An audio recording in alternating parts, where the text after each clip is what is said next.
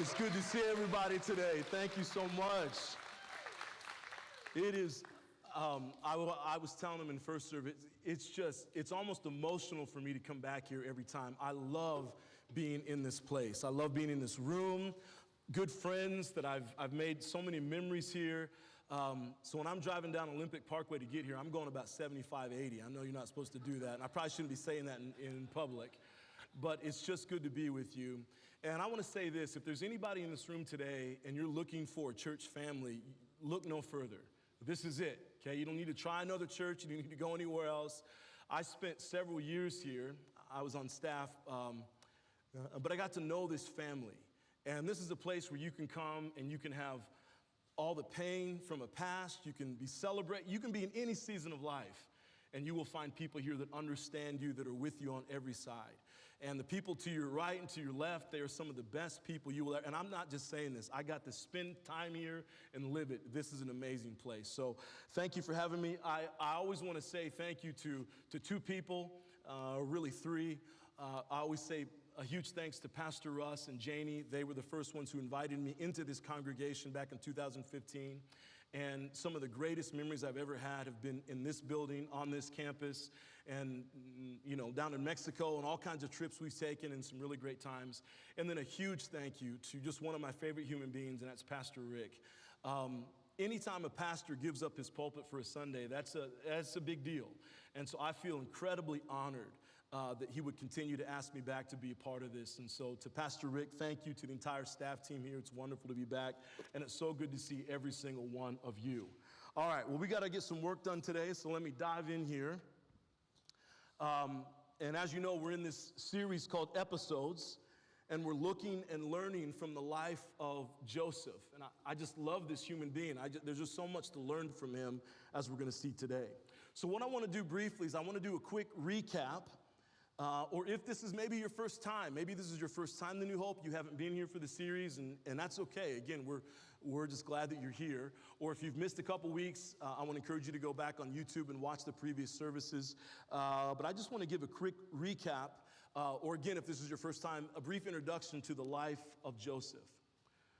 So let's go back several thousand years, and I want you to imagine with me a young man who was betrayed by his own brothers, sold into slavery, falsely accused by his boss's wife, thrown into prison, and left there forgotten.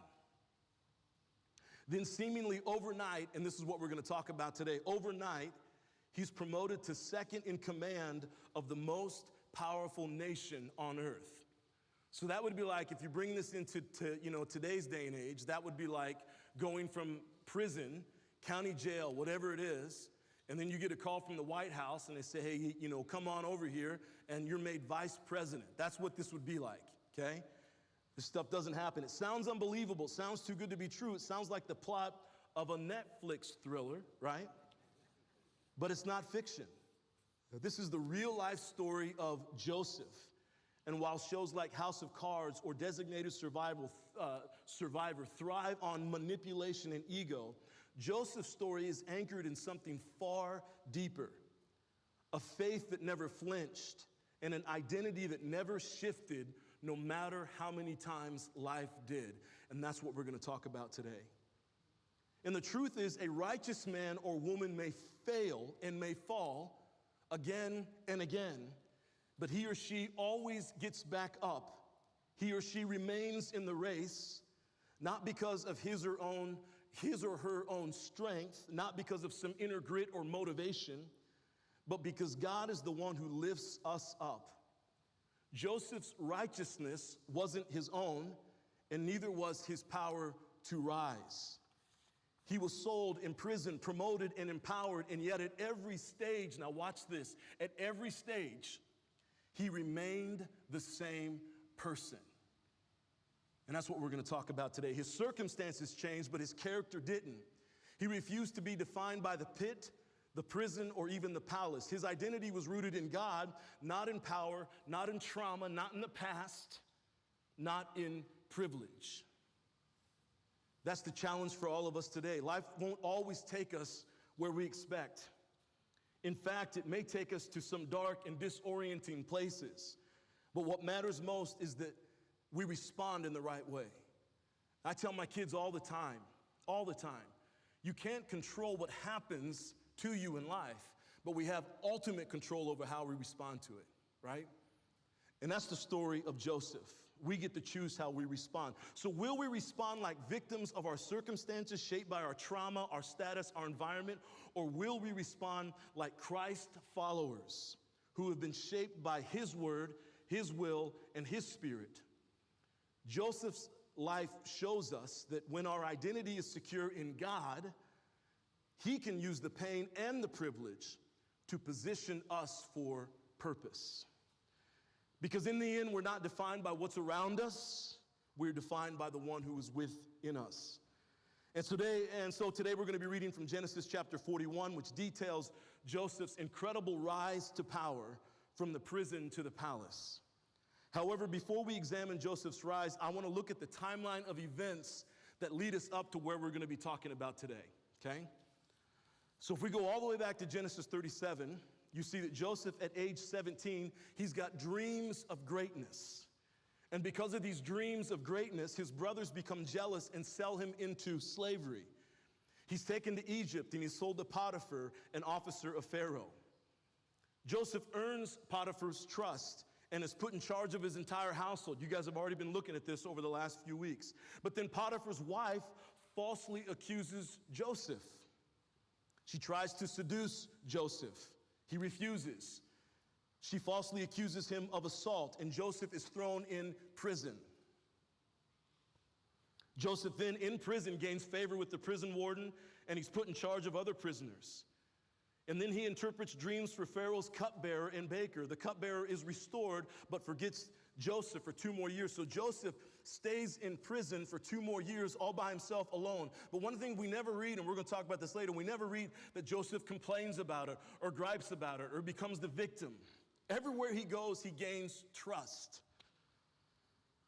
So then Pharaoh has these 2 disturbing dreams. And the dreams are of this: 7 fat cows devoured by 7 skinny cows, 7 healthy heads of grain swallowed by 7 thin ones. None of Egypt's magicians or wise men can interpret these dreams. But the chief cupbearer remembers Joseph. And so after 2 years of forgetting, he tells Pharaoh about Joseph's ability to interpret the dreams while in prison. So then at this point, Joseph is summoned before Pharaoh to interpret the dream, and that's where we are today. That kind of sets the stage for where we're going to be today. So we come to the time when Joseph is called to stand before Pharaoh, the most powerful man in the world. So again, I want you to think about this. Being in prison, being in jail, and you get a call from the White House, from the president, come interpret my dreams for me. That'd be a little bit intimidating, right? But this is where Joseph finds himself. So what we're going to see in the part of the story that we're going to read today, and what I would call the recipe for how Joseph remained unchanged from the pit to the prison to the palace.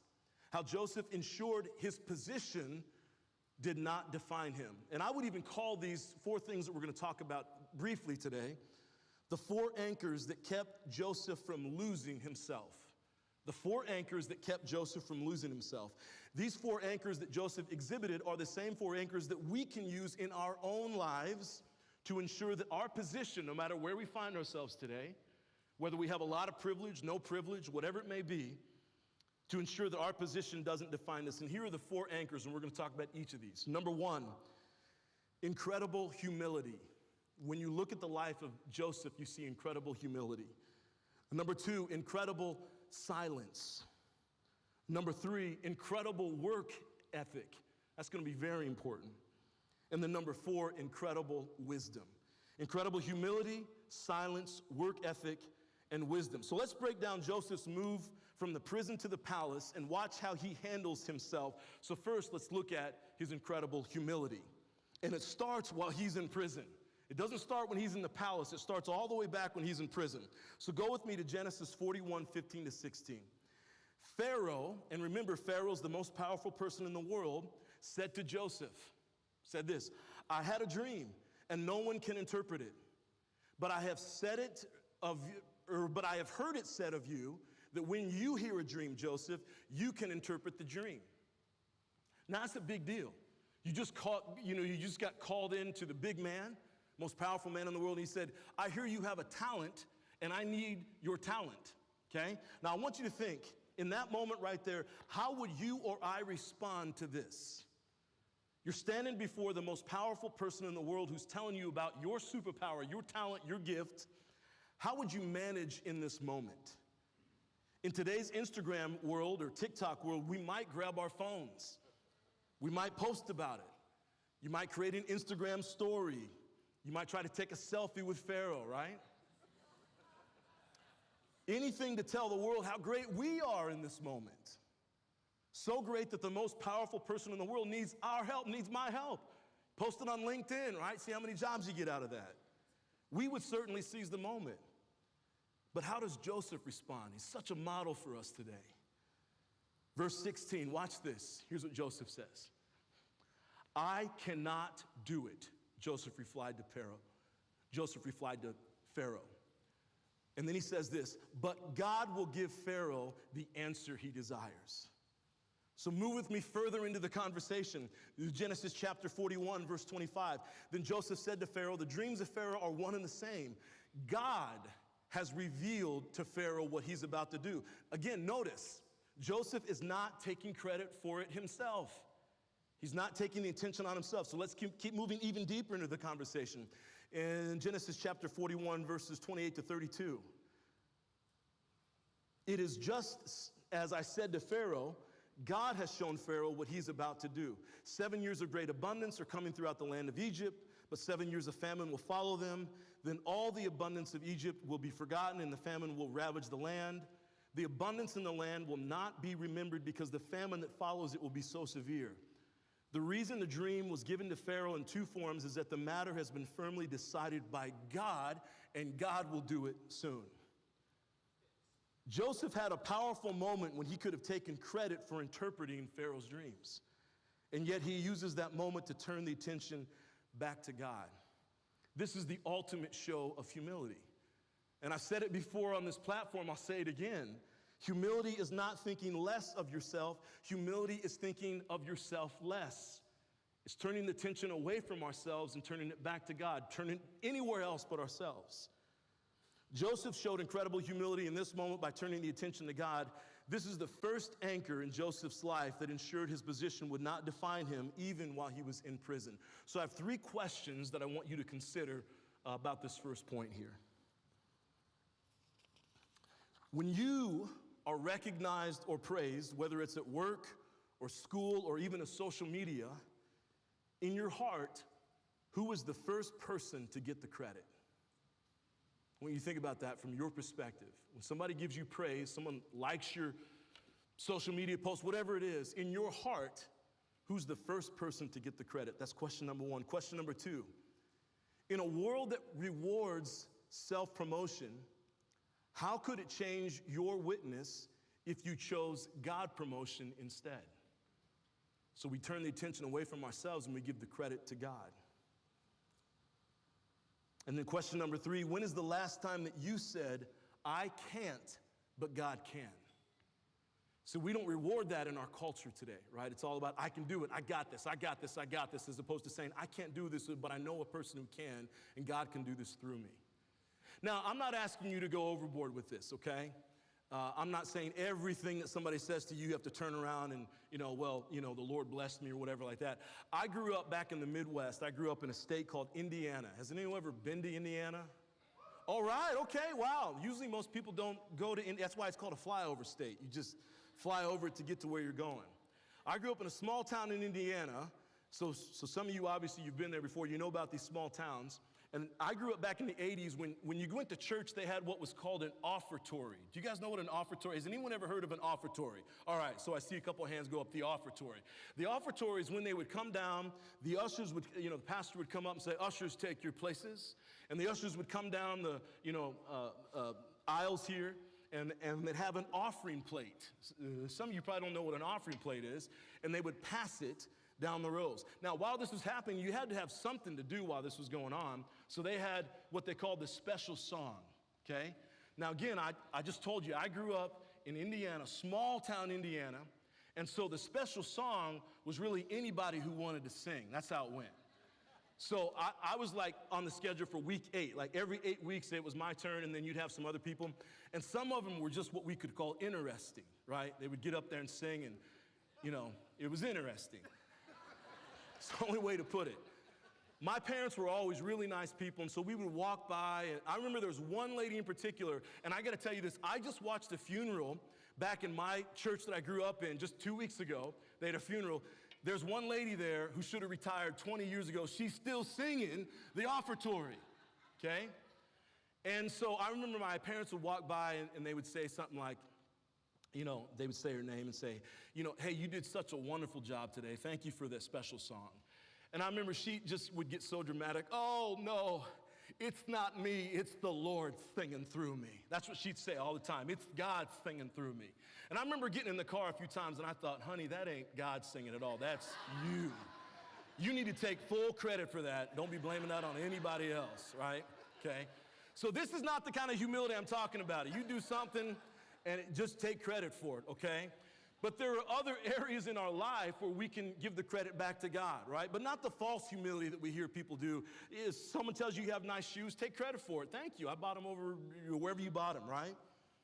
Joseph had every reason to elevate himself in that moment, to take credit, to build his platform to shine, but instead he chose humility, turning the spotlight away from himself and back to God. And that humility didn't just show up in his words, it shaped how he carried himself in power.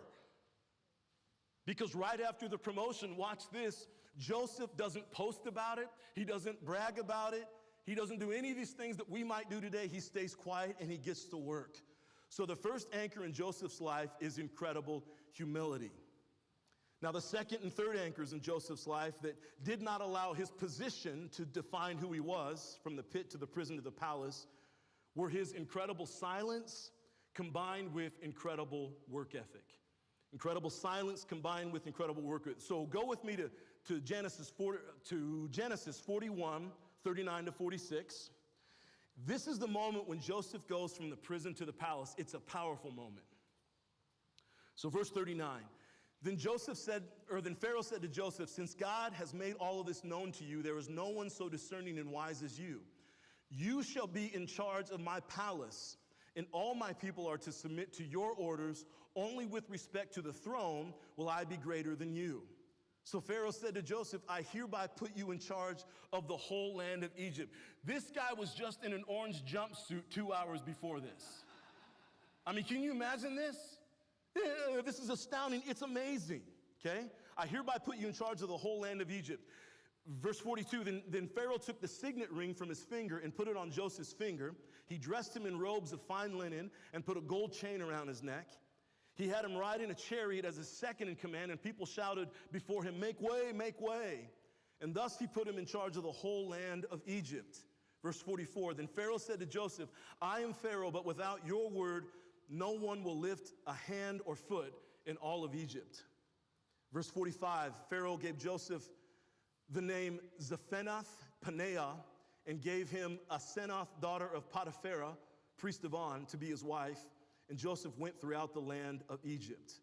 So all this has happened. Comes from the prison. Now he's made second in command. He's got a wife now. He's got more than you could possibly imagine. What does Joseph do? And it gives us an insight on what we should do to handle this kind of success. Does he hold a press conference? Does he go on Meet the Press or 60 Minutes? Does he write an editorial for the New York Times or the Washington Post? Does he visit the major networks and share his story with Sean Hannity or Rachel Maddow or Lester Holt or Jake Tapper? And all the young people in the room have no idea anything I just said. Does he sit down for a podcast interview with Joe Rogan or Theo Von or Lex Friedman or Chris Williamson or Patrick Bet-David? Does he immediately send out a tweet or a TikTok or a post? He doesn't do any of these things. Now watch this. Joseph, verse 46, Joseph was 30 years old. I want you to think about what you were doing when you were 30 years old. I promise you it wasn't this, at least for me. Joseph was 30 years old when he entered the service of Pharaoh, the king of Egypt. And now watch this. And Joseph went out from Pharaoh's presence and traveled throughout Egypt. He didn't say a word.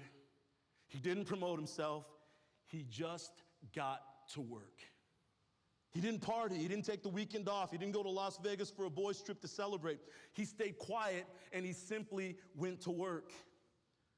So I have 3 questions I want you to consider as we learn this from the life of Joseph. Is there an area in your life right now where God is calling you to stop talking about what you're going to do and just start building? It's easy to get on the platforms and tell everybody the big dreams and all this stuff, but maybe God is saying, hey, shh, silence. Well, let's get to work. Question number 2, are you more focused on building your platform or building what God has put in your hands right now? Now, I'm not against the platforms, okay? I want to make that clear. No one's saying that here at New Hope. But oftentimes, if we're not careful, what we see with a person, and you've seen this before with people, what they're posting about on the platforms is nothing what real life looks like. So oftentimes we get more concerned about what image we're putting out for other people instead of the work that God has for us to do right here, right now. And it could be a family that needs us. It could be a job that needs us, a business that needs us. And all we're doing is post. And God is saying, hey, no, I've got things for you right here in your hand. Get to work on this right now.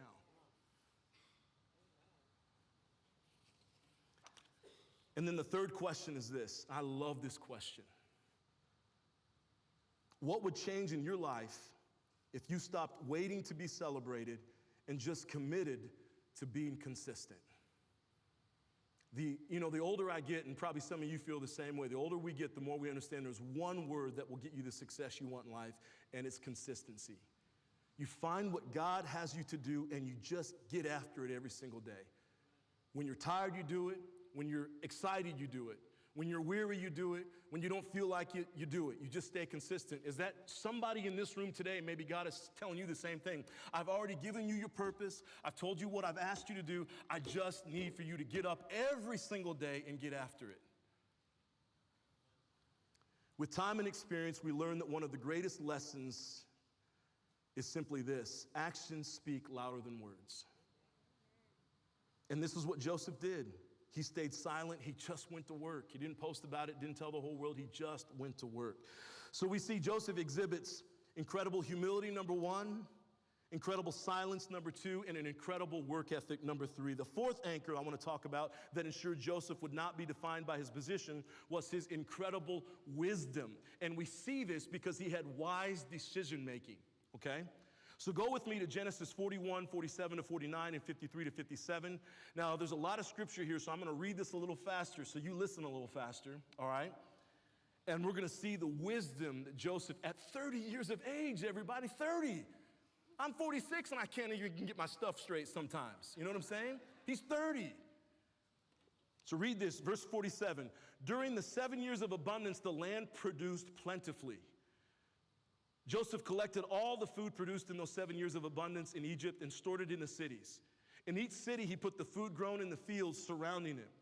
Joseph stored up huge quantities of grain like the sand of the sea. It was so much he stopped keeping records because it was beyond measure. The 7 years of abundance in Egypt came to an end, and the 7 years of famine began, just as Joseph had said. There was famine in all the other lands, but in the whole land of Egypt, there was food. When all Egypt began to feel the famine, the people cried to Pharaoh for food. Then Pharaoh told all the Egyptians, go to Joseph and do what he tells you to do. And when the famine had spread over the whole country, Joseph opened all the storehouses and sold grain to the Egyptians, for the famine was severe throughout Egypt. And all the world came to Egypt to buy grain from Joseph because the famine was severe everywhere. So you see what Joseph did there. During the 7 years of abundance, what did Joseph do? Stockpile, that's exactly it. Stockpile, he built a war chest, right? He saved it up. That's exactly it. That's good business right there. You got any business people in here? That's good business right there, right? What would many other, I just want you to think about you in your 30s. What would many other 30-year-olds do during that time with all their resources? Spend it, that's exactly it, right? And I did the same thing. I'm not judging anybody in here. I did the same exact thing. Give me a whole bunch of money in my early 30s. Whew. Gone. Two weeks it'd have been gone. You know what I'm saying? And those of you who served in the military, and I sure did, you saw it all the time, right? You get that big bonus. 2 weeks later, can't afford a $95, ticket to get on a Greyhound. But this guy, 30 years old, he shows incredible wisdom in the years of abundance that allowed him to build the Egyptian economy during the years of famine. So here's a question I want you to consider based on this one. What wise decision could you make today that your future self or your family will thank you for later? Think about your kids and your grandkids and great-grandkids. What's the one thing that you could do today, and maybe God's asking you today, that your kids, grandkids, great-grandkids would read stories about you and say, I'm so grateful that that was my great-granddad. I'm so grateful that that was my great-grandma because of choices that they made 40, 50 years ago. How amazing is that? So to recap, how did Joseph remain the same and ensure his position would not define him from the pit to the prison to the palace? The 4 anchors: incredible humility. Joseph turned every success away from himself and back to God. Incredible silence. Joseph said nothing about his successes. He did not brag. He didn't gloat. He didn't beat his chest. He remained silent. Incredible work ethic. Joseph got a massive promotion and immediately went right to work. Incredible wisdom. He made right and responsible choices that allowed his country to prosper in good times and bad. These anchors will help any of us to ensure our position does not define us, no matter where life takes us, the prison or the palace. Yet these traits, and I want you to hear this because this is going to be important. Yet these traits were made possible in Joseph because of one thing. If we take these 4 anchors that we just talked about and add them to the whole of Joseph's life, everything that we've been studying the last few weeks here, what we will see is what I would call Joseph's recipe for lasting success. And here's what it is. Joseph recognized God's presence in his life, gave credit to God for his successes, did not blame God for his failures, remained quiet and did the work, made wise and responsible choices, and God rewarded Joseph with continual favor from the pit to the prison to the palace. And here's what I want you to know, that all of this didn't happen when he turned 80 years old and he finally got the favor of God. No. This started in the prison. Go back to Genesis 39, right? And what would most of us do if we were wrongly accused?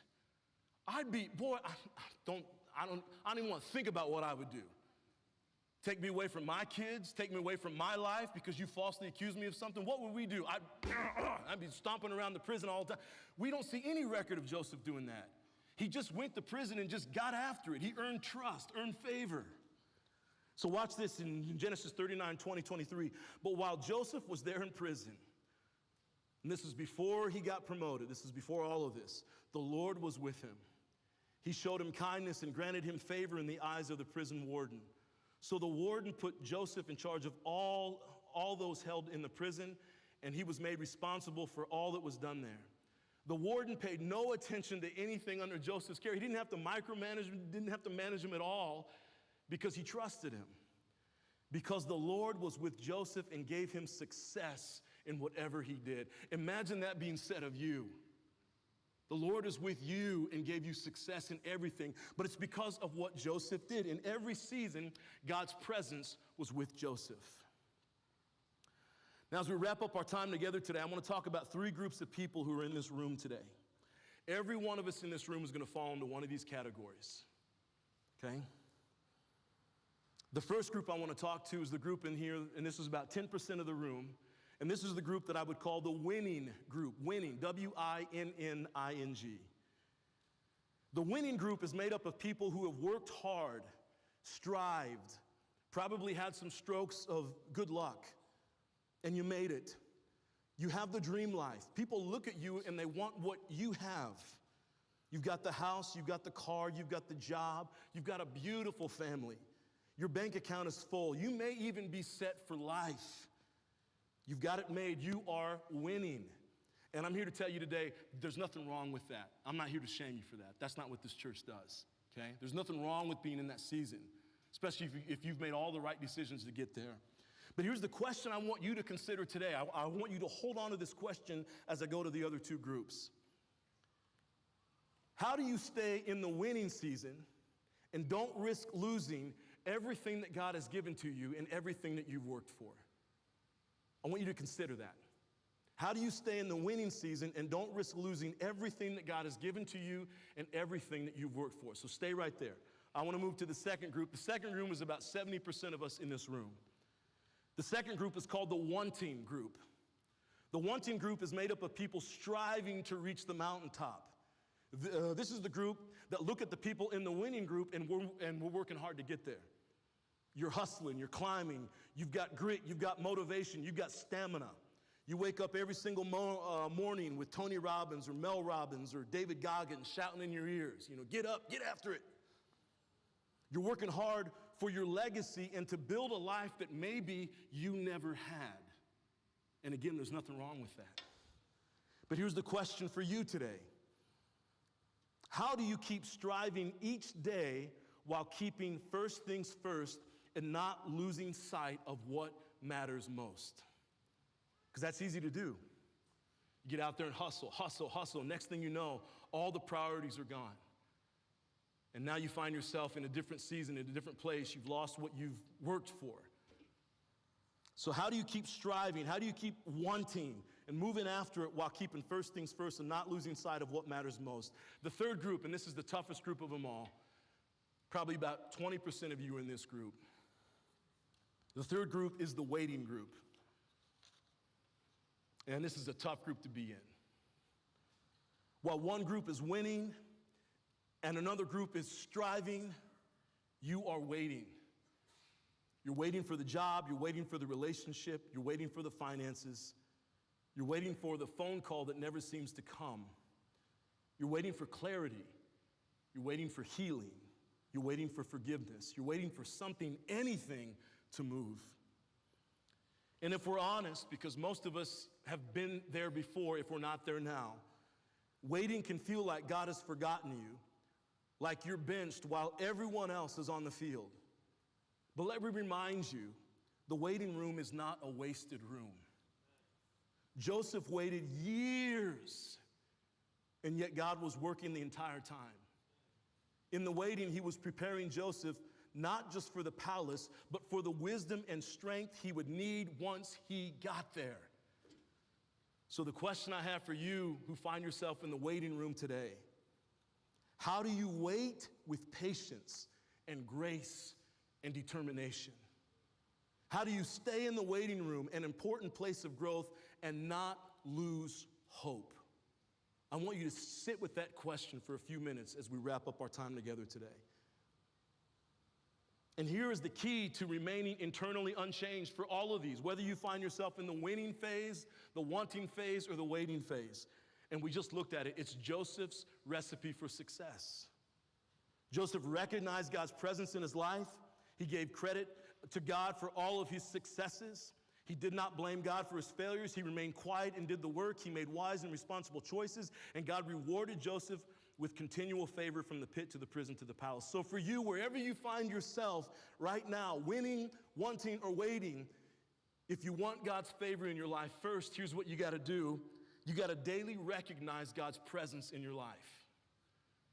Daily recognize God's presence in your life. And I don't care what season you're in, you stop and you do that. Second, you give God credit for every success you attain. So here's what I want you to do. For those of you who are in the winning phase today, and you've got a life that beyond anything that you could have ever imagined 5, 10, 15 years ago, I want you to go home this afternoon, and I want you to look at your house and not see all the bills and not see all the things racking up and all the to-do lists. I want you to say thank you. God, thank you for this. I don't care if you live a condo. If you live out here in Eastlake, Otay Ranch, any of these places out here, you ought to go home and just say thank you. God, thank you for where you've put me in this beautiful place where I get to live. You just say thank you for that. Third, you do not blame God for the setbacks and the failures you were experiencing. If you talk to anybody, especially a Christ follower who has had massive success in life, this is not a person who's blaming other people. This is not a person when you sit down and talk to him who's looking at the negative things and, oh, no, everyone, he said, he did. They're not gossiping about it. They are, if anything goes wrong in their life, what they do is take extreme ownership. They said, what did I do to cause this, and what can I do to make this thing better? So we don't blame God for that. Even if you're in the waiting room and it's tough. Now it's okay to complain, and God can take it. God can hear those prayers. But we don't blame God for those things that happen. Fourth, you remain quiet and do the work. And this is for any of us today. If you're winning, stay quiet and do the work. You don't want to lose it. If you're striving, don't be the one out there posting all day, every single day, and telling everyone about the life. You're faking like you live in the palace, but you don't. You stay quiet and you do the work. And if you're in the waiting phase, I can't tell you enough.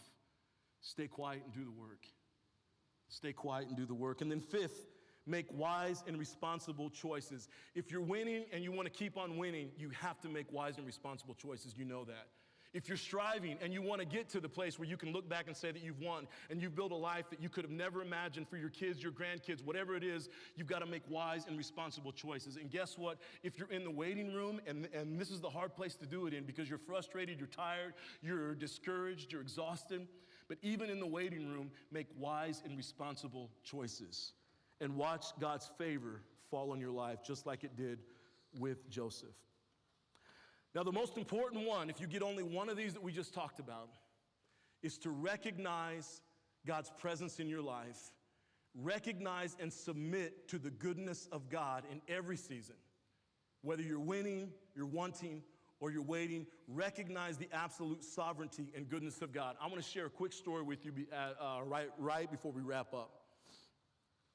So and I've never shared this until today. I shared it in first service. I've never talked about this publicly until today.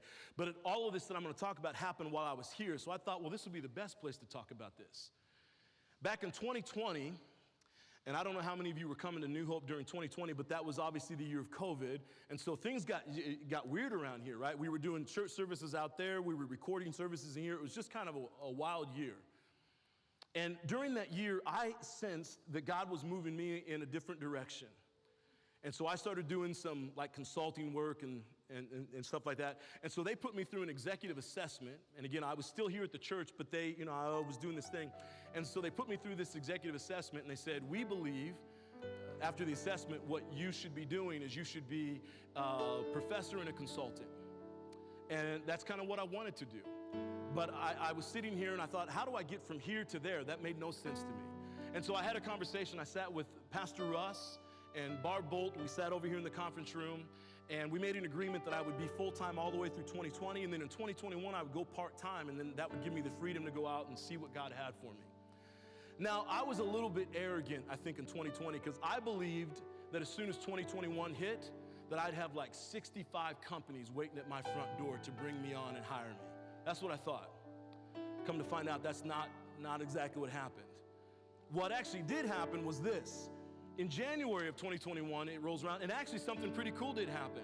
I got a call. I'd applied for a university up in the LA area, Azusa Pacific, and I got a call from the dean of their school of business, say, hey, let's chat. And we chatted. We got along really well. She invited me for a second interview, third interview, fourth interview, passed them all.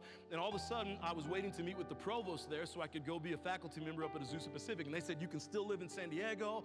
And so all of this is great. And so I'm so excited, and I'm sitting there in my living room at the time, and I'm ironing my shirt and my tie. And you guys remember 2020, you'd have important meetings, and you would have a tie and suit on, and what would you have down here? Shorts and sandals, right? That's what we'd have, right? And so I'm doing all that. I'm getting excited. I'm like, man, all this happened so much quicker than I ever thought. And so I'm applying, and I'm ironing away, and all of a sudden my phone dings, and it says, interview been canceled. I said, wait. So I immediately fire off an email. I didn't hear back from the provost office for 2 days, and finally they got back and they said, hey, we're moving into different direction. Call the dean of the school of business and they'll explain to you what happened. I said, what do you mean what happened? So I call her and I don't hear back from her for a week. You can imagine that frustration. As finally she calls me back, she said, I'm so sorry. I'm getting a doctorate of education during that time, and you need a doctorate of business, so it's not gonna work, so we can't hire you. That moment right there, I will never forget that day as long as I live. But here's the thing, that day started for me 11 months of the most rejection I have ever faced in my professional life and personal life. I mean, at some point you start to take it personally. And I remember in my full-time job, because remember, I quit my full-time job here at New Hope. So I got to make money somehow. My savings, I ran through that. That was almost gone. And I didn't tell anybody. I still came up every Sunday and led worship. But I'm struggling. I'm trying to figure out what's coming next. And rejection after rejection after rejection. There was one time period, it was about 3 months, where I kid you not, 8 or 9, it was one of those numbers, 8 or 9 job interviews where I had actually turned it in. I had the interview, 8 or 9 times in the span of 3 months where they said, we're going in a different direction. Boy, that starts getting to you after a while.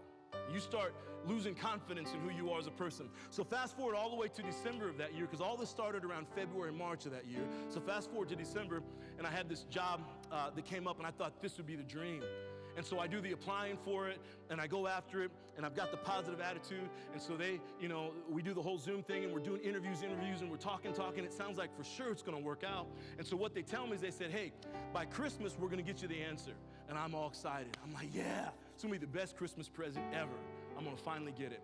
Christmas Eve, now I'm still here, so Christmas Eve, I'm over at LA Fitness, and I'm doing a little workout before we come here to do the Christmas Eve service. I get an email on my phone, sorry, we're going in a different direction. Oh, you talk about a horrible Christmas Eve, a horrible Christmas. I mean, they could have sent it on like December 27th, right? Why'd they have to send it on December 24th? I'll never understand that.